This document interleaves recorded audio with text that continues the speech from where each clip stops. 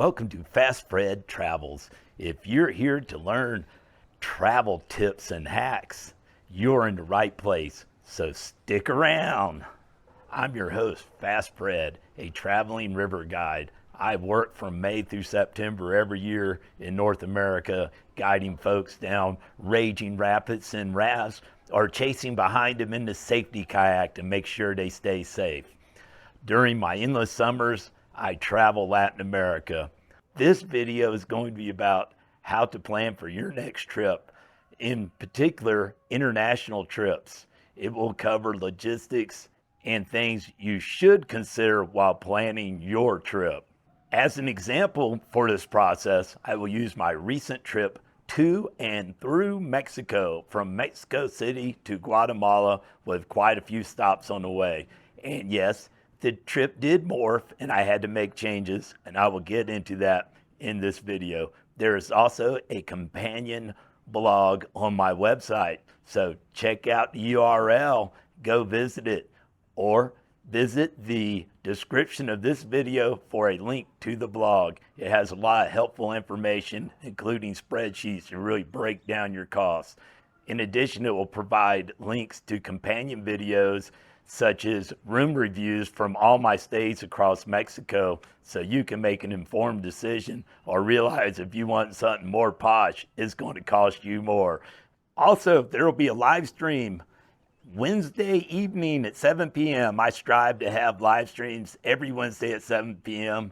This week's live stream will be a Q&A session, basically upon topics covered in this video or any that might be missing, or maybe you got some suggestions or thoughts about international travel and logistics. All right, so now let's get to the meat of the subject. This video is about how to plan an exceptional trip to Mexico and maintain a budget while you're at it. It will include a step-by-step process to plan logistics of your trip and determine your budget. I am using my recent trip to provide more substance in this effort and help you plan your trip. If you're planning on going to Mexico, maybe this will be a great fit for you. Additionally, I will share an overview of my trip to Mexico and the expenses that I encountered along the way. I have audited my expenses after completing my visit through Mexico and while still abroad here in Guatemala. During my trip, I flew into Mexico City before working my way city by city towards the Guatemalan border. Side note, my plans often evolve due to expenses or discovering something else along the way I'd really like to experience. I generally travel for months at a time, so keeping on a budget is critical. However, I can be very flexible in regards to timing. The process of planning an international trip can be broken down into 12 items, in my opinion. Determining your budget, deciding when you want to travel, choosing and researching your destination country or countries, research travel restrictions and visa requirements, book your accommodations, book your flights, consider if you need travel insurance or at what level you need it, create a packing list, plan how you will access and manage your money while abroad, managing communications abroad, determining your budget, how much you can afford to spend on your trip or adventure. Only you know how much you can afford to spend. Well, I'm a river guide whose yearly earnings are really close to the federal poverty level in the United States. Thus, I am often frugal in my travels, making careful decisions and choices while spending money and choosing my lodgings. During my 40 days in Mexico, I spent a total of less than $2,400. My lodging expenses came out to be $862. My transportation cost $529. Attractions that I was careful enough to track but did exclude some were $106, and miscellaneous expenses, including some of the entry fees I neglected to categorize, was $876. Deciding when you want to travel during holidays or off-peak season. Prices are higher during the holidays, but many Americans are lucky to have vacation leave or even holidays off. So holiday travel is extremely popular. Those traveling with lots of luggage or oversized equipment such as kayaks may face restrictions during the peak seasons or even increased oversized luggage fees or additional bags if they are available. If your activities are weather related, you need to do some research about when the wet and dry seasons are, etc. Whatever your game is or whatever your fun is. For instance, people going to Ecuador to kayak usually like to go between November and January. I try to avoid flying during peak holiday season to avoid higher fares in the crowded airports and planes. My travel season is also determined by my work schedule. As a North American raft guide, kayaker, river guide, I generally have to work from Memorial Day to Labor Day. So my availability to travel is late September to early May. Choose and research your destination, country or countries. What do you want to see? I often determine this during my previous trip abroad when I hear about something I really like or meet somebody from a country that sounds interesting. However, it is what I want to do or experience that is what determines my destination choices. For example, my first visit to Ecuador was motivated by a desire to paddle some challenging whitewater in a pleasant climate during the middle of December, when of course it would be quite cold in the Blue Ridge Mountains. This trip, my desire was to learn more about the food, culture, and history of Mexico. Research travel restrictions and visa requirements. Does your country of interest require particular visas for entry beforehand? Do you need to complete paperwork before you board? Or do you need to start a visa request weeks before you travel? Are there currently additional travel restrictions or requirements due to pandemics or other world events? You need to answer these questions to assure you are willing and able to meet the requirements for entry and travel within your country of interest. You would much prefer to do this before you lay out your hard-earned cash. What are the additional cultural expectations and customs that the people will expect of tourists and visitors? While having the proper paperwork and visa arranged is important, it is also important to understand the local customs of the people. You do not want to offend the locals while you visit. Book your accommodations. When booking your accommodations, keep in mind where the sites and attractions of interest to you are located. I prefer to be near those attractions so I can walk everywhere. This saves me a lot of money and time and stress catching taxis. Not only do I save taxi fares, I often save a lot of time, and I really get to know the neighborhoods. I also recommend that you only book the first 3 nights stay if you're going to have a longer stay. This way you can walk around town and find where the really nice accommodations are and look for the best deal that fits in your budget. I also have a video about this if you'd like to follow it. It'll give you how to break it down, how to test, and make sure you don't get a crappy room. And yeah, there's some humor in it too. I hope you get it. You also want to do research about what the safest and least safest places are, or I guess you could say dangerous depending on where you're at. Take some of the stuff you find on the internet with a big old grain of salt. Not everywhere people claim are dangerous really are. Sometimes people label things as dangerous because, well, they don't speak the local language and they want to be in a very touristy place or resort where everyone will cater to their own language. After I arrive in a location, I also talk to the locals about where the safe places are or safest places are, or most importantly, where are the places I really probably shouldn't go. I primarily use Google Maps and Booking to make my initial reservation for the first few days in a location. This has worked quite well for me in the past. Booking only allows people who've been verified to stay somewhere make a review. However, some businesses will game this as in they give you the worst room in their hotel or hostel. They will immediately cancel your reservation after you pay them. Thus, you cannot leave a bad review. Booking your flights.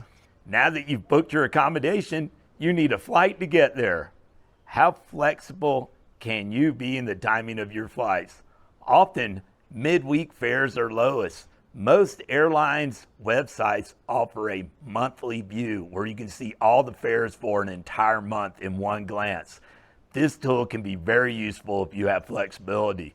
I often fly on Tuesdays, Wednesdays, and Thursdays when rates are their lowest, and generally speaking, the crowds are lightest too, which makes going through security a lot less stressful.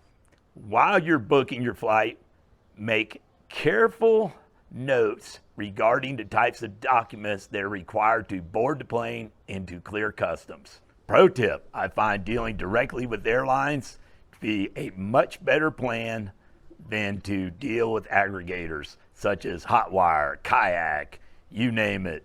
Those might be cheap flights, but I've often found that when I deal directly with the airlines that I might discover the cheap flight in that aggregator, that I can often beat the price of the aggregator.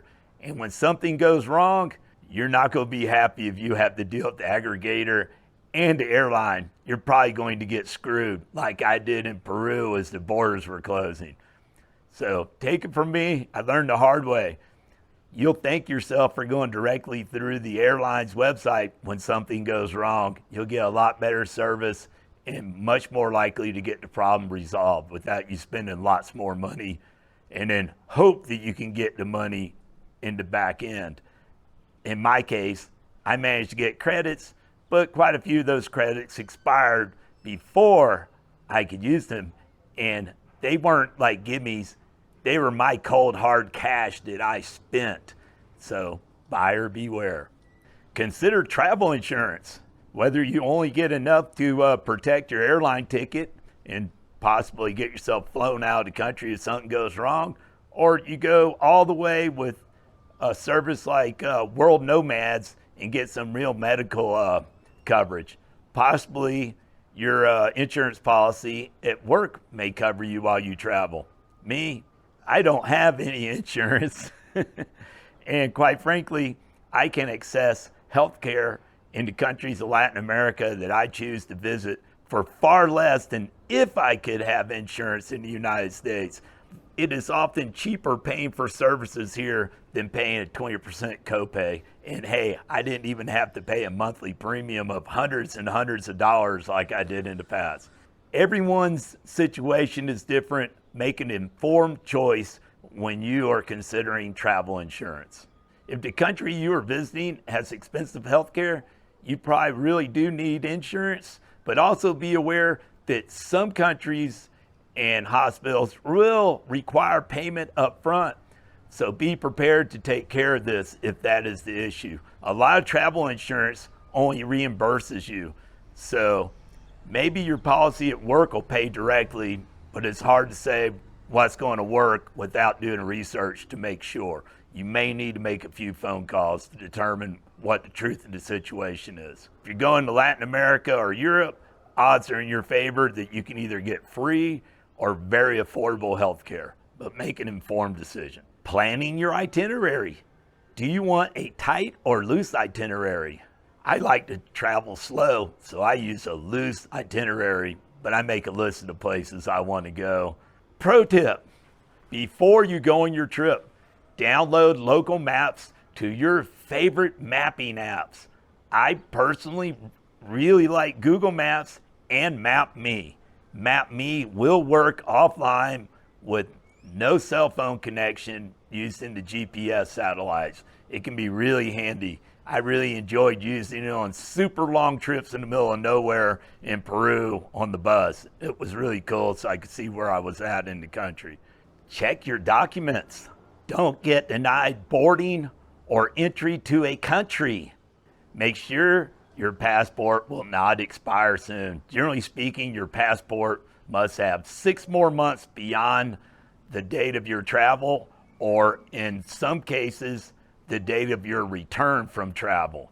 Also, make sure you have the required blank pages for stamps This varies by country. Generally speaking, 2 pages is enough, but you should check and make sure. Also, do you have your yellow sheet with your proof of yellow fever vaccination and other appropriate travel vaccinations? This could make going through customs a lot easier, especially in the case of an unexpected epidemic. While we're on that subject, pandemics are different, but it's probably a good idea to travel with your proof of COVID vaccination, even if it's not required for entry. These rules do change, and quickly at times. While I was traveling in Peru, the rules often changed, and there were times when you were required to have proof of vaccination to travel from one region of Peru to another. This could be a really sticky problem if you're out in the middle of nowhere and you need to get back to Lima to catch your flight. It is also a good idea to make photocopies of your IDs. In the event you lose your passport, these photocopies that you stored somewhere other than with your passport, so that hopefully you'll still have them in the event you lose your passport, will make it much easier to get a new passport via the embassy. I additionally suggest making photocopies of your ID page in your passport and laminating it. You should only present your original valid passport to the airline and customs. Anyone else you deal with will be happy to deal with a photocopy, and if it's laminated, I'd find there's a lot less pushback for the actual passport. Do not give your hotel your passport. That is foolish. You just show them your photocopy, they can copy the information they want, or they can make a photocopy of your photocopy if that's what they want for their records. I do this. I have never given anybody my actual passport. It always works. If they don't want your money, someone else will anyway. When you're out and about town, you should have your passport in a secure location within your room. Do not carry it with you. The only people I'm aware of having lost their passports were the victims of pickpockets, and they had no reason for carrying their passport. They were not on their way to the airport or customs to get in or out of a country.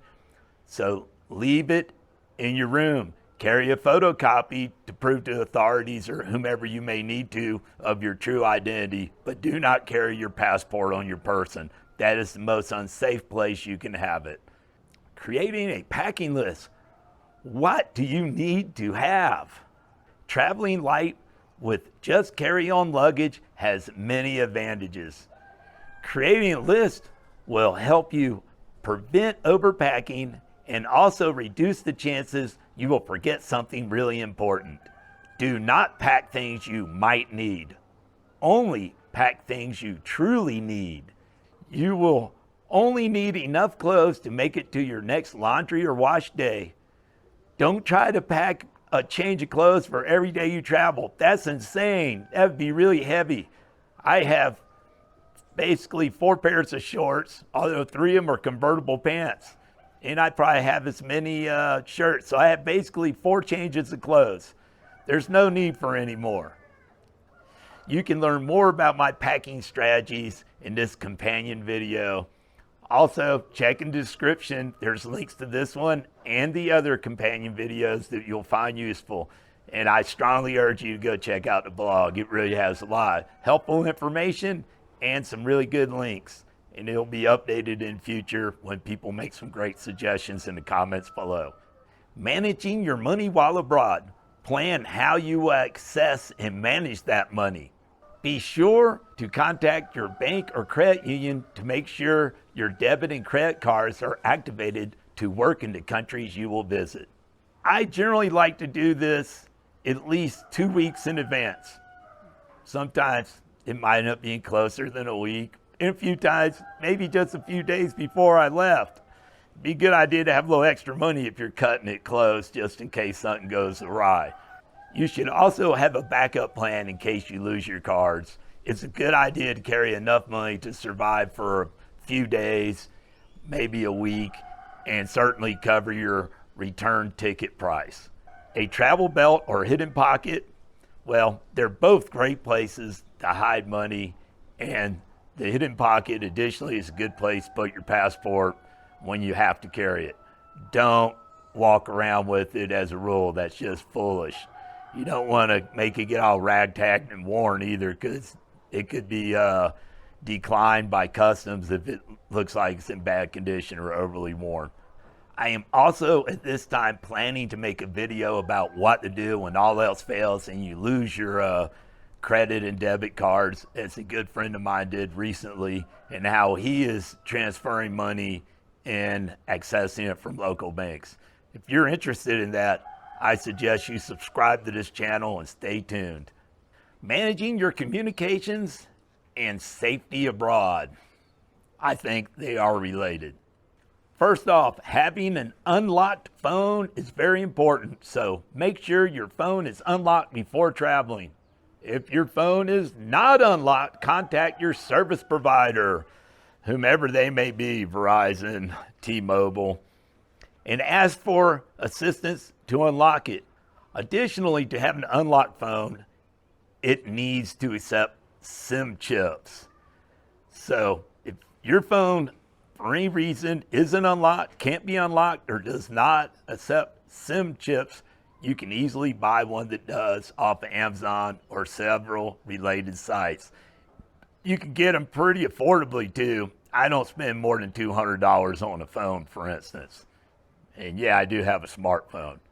Wow, some smarty pants is going to go in the comments below and say, hey, for $5 or $10, T-Mobile or Verizon will let me use my phone abroad. It's like, yeah, well, I've been traveling a long time, and occasionally I have to use my Verizon card to do two-part authentication, or my first day in the country when I haven't had a chance to get a SIM card. And those things have shut down on me in less than half a gig of data, or it sends me a message that I'm gonna have to pay double the rate to get to a full gig of data for that one day. That is a ripoff. For $10, that's a big ripoff when you could go get a local SIM card for $10 and it's good for a whole month with a lot more data than you can get through your home provider. So even if you're only going to use your phone for one day, it would pay off to get the local SIM chip. Claro is one of my favorites. In addition to your usual emergency contacts, add your local embassy phone numbers for the countries you're visiting. Where is the local U.S. embassy and what is the phone number? It'd be a good idea to mark this location in your mapping app also in case something goes sideways. Consider subscribing to the U.S. State Department's Smart Traveler Enrollment Program, STEP for short. They will send you travel advisories. You can use them as you please. I probably use them to misbehave so I can go see fun demonstrations. To each their own. Finally, download useful travel apps specific to the country you're visiting. Uber is really useful, but it doesn't work in all countries. It does work in quite a few places in South America, and there could be other local ride-hailing apps available.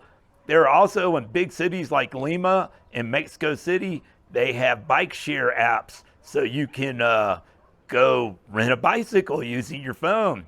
It's pretty handy and really cool. Also, as I mentioned before, but I'm gonna beat it like a dead horse, mapping apps. Make sure you have MapMe or something else that'll work offline, and update it with the local maps for where you're traveling before you go. Also, update your maps in Google Maps or whatever apps you use. If you found this information useful, donations are appreciated. You can find my tip jar in the description via PayPal or Venmo. Contact me if you got any questions or suggestions. I'd love to hear from you. More about my trip and the supporting documents and expense spreadsheets. Your budget will certainly vary from mine. Mine is probably more frugal than most people. Unless you're a crazed hillbilly or river guide, you probably got more money to spend than I do. But I'm an example that you don't have to wait until you're rich. It is possible to travel on a very frugal budget, and I hope that isn't lost upon people. That is part of the point of this whole travel channel, so keep it in mind. Your budget will vary based upon your values and financial means. I created videos throughout my trip reviewing each room that I stayed in so you can get an idea of what they were like and what I could get for the money I spent on them. I did kind of blow my budget up on some of them, and they're kind of not in line with the way I usually live on these endless summers. I also have created a video about how to book your best accommodations with tips, hacks, and how to avoid pitfalls and disappointments. So with this small talk out of the way, let's get on with the meat of the business at hand. I flew into Mexico City from the United States, and upon arrival, I withdrew some pesos from one of the ATMs in the airport. I'm telling you, you don't have to worry about bringing pesos if you're flying into MEX. The ATMs are right there, and you get a fair exchange rate by using your bank's exchange rate. Do not accept any offers for exchange rates. You're probably going to have to tell the ATM no twice, decline 2 things before you get to where you can get your money. And then you're going to probably have to pay a small fee for the use of the ATM, but that's not a big deal. But don't accept their exchange rate. It is a ripoff.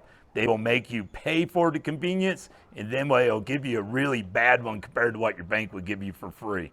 My original plan was to visit the following cities: Mexico City, San Juan, Toquican, yeah, butchered that, Veracruz, Puebla, Oaxaca, where everybody goes for Day of the Dead, San Cristobal de las Casas. However, my Day of the Dead outing at Oaxaca was, I had to can that because it was way too expensive. I procrastinated and tried to book lodging at the last minute, and let's just say the only lodging available was north of $1,000. So yeah, no.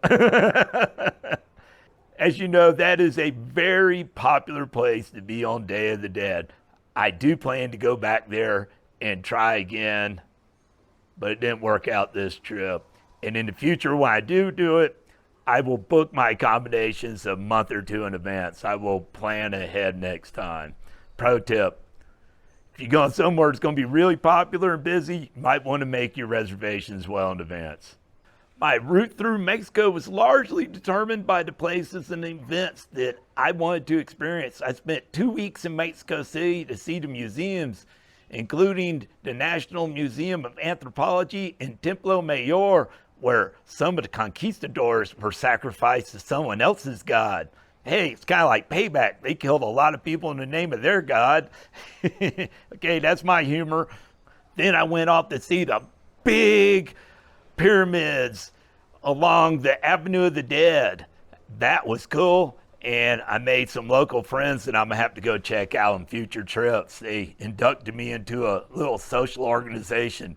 It's kind of like a drinking club. They're a lot of fun. Remind me of the safety meeting back home back in the day around the Charleston Naval Shipyard. Veracruz made my list to visit a place where Cortez burned his own fleet. Puebla made my list for the food and history, including Cinco de Mayo. And finally, I visited San Cristobal to experience the culture and people of the Chiapas. I was in San Cristobal de las Casas on the Day of the Dead and visited 3 of the nearby towns, a very interesting church that is anything but Christian except in the outward appearance. And, well, I guess they do have some statues of saints inside, but they basically practice their old ways, and medicine and shaman are inside. There is no priest, there are no masks, there are no pews. You really got to check it out, but you can't take photos. But if you go check out the long description, there are links to these really cool videos where I did go to these places, so check them out. Unexpected hurricane delayed my travel to Guatemala, so I ended up spending probably roughly an extra week or so in Mexico trying to figure out where the hurricane was going. When you're traveling through steep mountains, it's not a great idea to do it in a major rain event. or when there's a lot of wind and objects falling off the side of the mountain. My total lodging costs during the 40 days I spent in Mexico came up to $862, or about $21.50 USD per day. If you go to the description, or better yet, my blog, you can click a link to get a copy of my spreadsheet. I did an open office, so you don't even have to spend money on Microsoft Office to read it. Transportation is another large driver of expenses. I generally stay close to attractions to reduce the need for local taxis. Plus, I really enjoy walking and getting to see the town on foot. That's how you really get to learn places. My preferred mode of transportation is taking the bus in between towns and cities. It's a great way to see the country and the people, how they really live. It's things you won't see if you hop by airline. You'll just fly over these places. You never get to see the real country. Considering what I just told you, I prefer to ride the bus during the day when I can really see the countryside and how the people are living. However, sometimes I have to take an overnight bus trip, and the perk of that is you save a night of lodging. Downside is I usually don't sleep real well on the buses. When I crossed the border from Mexico into Guatemala, I hired or bought a seat on a shuttle. It was kind of overpriced and it was very slow. In hindsight, I'd been better off taking a couple of colectivos and a taxi to the border, stamping myself in and out of the two countries, and catching chicken buses to my final destination. In addition to being cheaper, it'd been much faster. And if you want to know why, go check out my video about crossing the border. I give a pretty unvarnished and truthful explanation of what happened. And if you'd like to know why, go check out my video about my experience crossing the border. I have an additional video that breaks out all the options and how you can choose to cross the border, either with a shuttle or how you can do it on your own with the colectivos, taxi, and chicken bus. It's not really that hard. And quite frankly, I will do it yourself next time with the colectivos, taxi, and chicken buses. I'm sure it will be a lot more fun as well.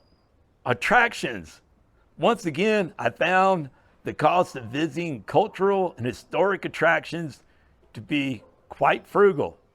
The guides often cost more than the entry tickets, but having a really good guide can definitely improve your experience.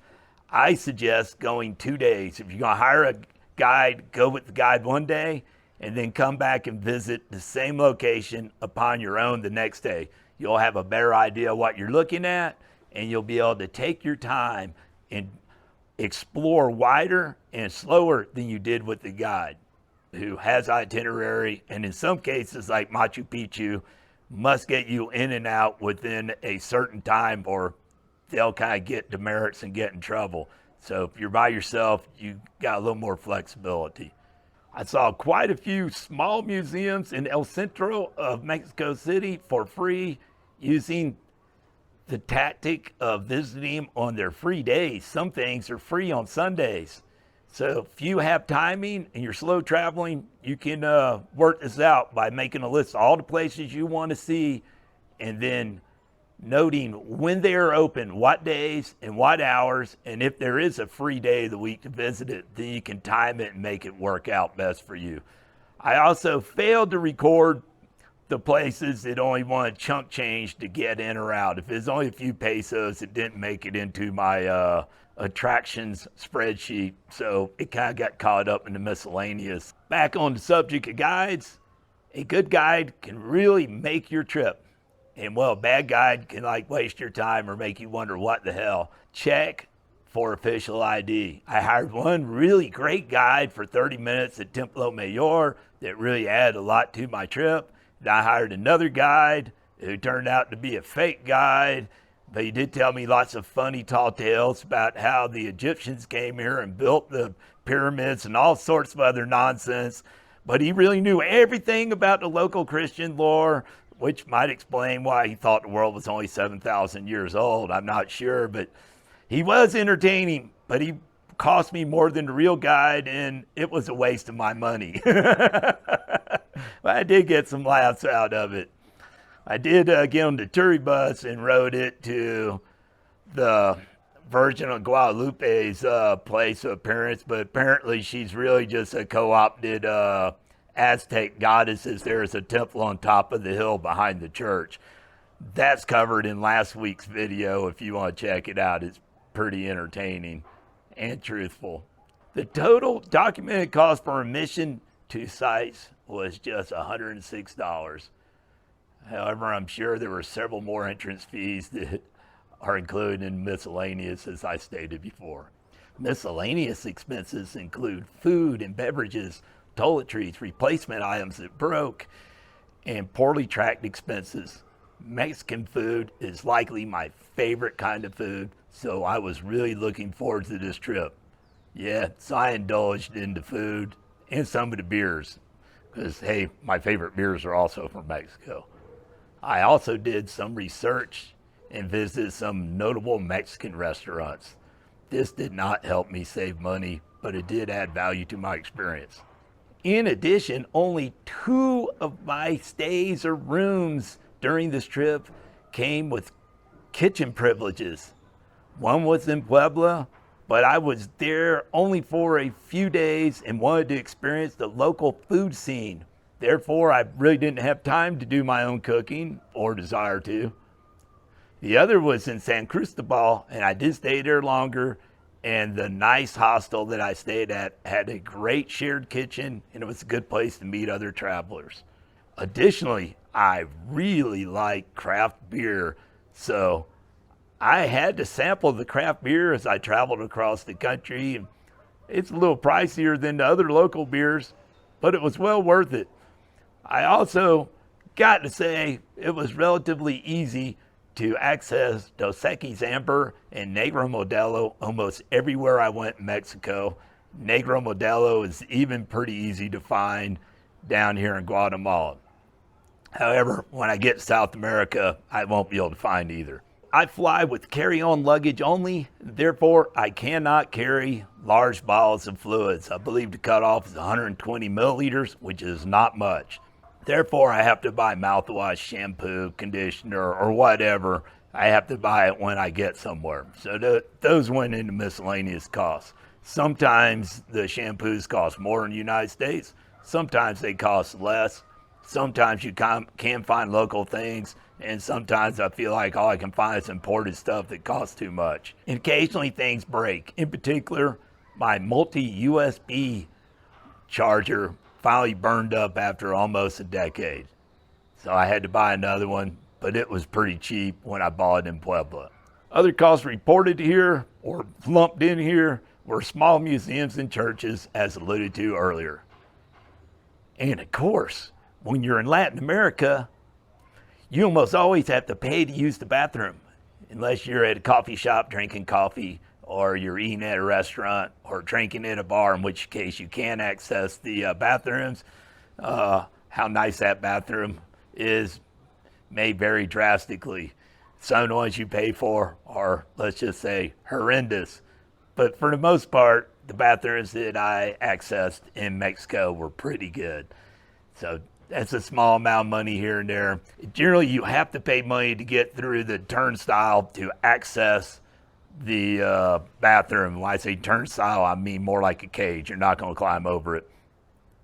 But generally speaking, they have attendants and they're very clean.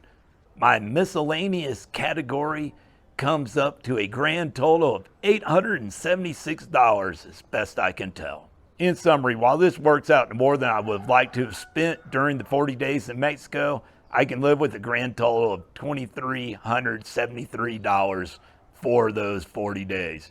It's not bad all in all.